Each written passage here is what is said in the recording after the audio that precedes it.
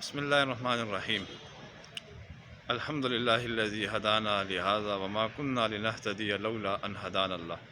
اللہ تعالیٰ کا بار بار لاکھوں شکر اور کرم ہے کہ اللہ تعالیٰ نے عمرے کی توفیق عطا فرمائی ہے اور ہم میقات پر پہنچے ہیں۔ اس میقات کا نام یلملم ہے۔ یہ زیادہ تر مشہور یمن والوں کے لیے ہے۔ انشاءاللہ 2 گھنٹے تک امید ہے کہ حرم شریف میں 2 بجے ابھی پہنچ جائیں گے، لیکن ایک چونکہ روزمرہ ترتیب کے اعتبار سے درس چل رہا ہے تو اسی کا ایک حصہ یہ بھی ہے۔ میں آپ کو بتا دینا چاہتا ہوں کہ ہم انشاءاللہ حرم شریف میں مطاف کے اندر کسی قسم کی تصویر یا ویڈیو نہیں بنائیں گے جس طرح لوگ بنا رہے ہوتے ہیں، اس لیے کہ یہ جہاں تک نوٹس میں آ رہا ہے یہ بے ادبی کا پہلو ہے۔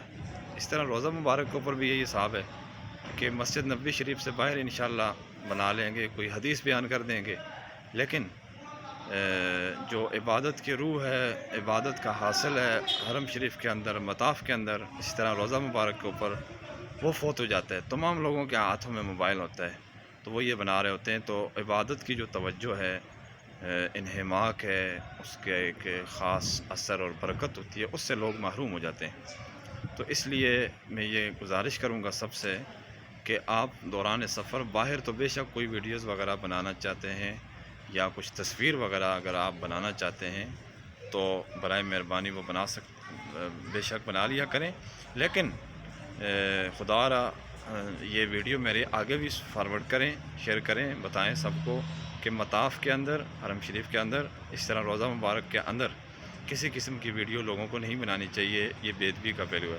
اللہ تعالی ہم سب کو توفیق عطا فرمائے۔ آخر میں ایک مجھے بہت مجرب وظیفہ بتا دیتا ہوں کہ کچھ لوگ عمرے کے لیے اور حج کے لیے نہیں آ سکتے، تو اس کے لیے ایک بہت مجرب وظیفہ یہ ہے کہ روزانہ ظہر کی نماز کے بعد سورۃ فتح پڑھیں۔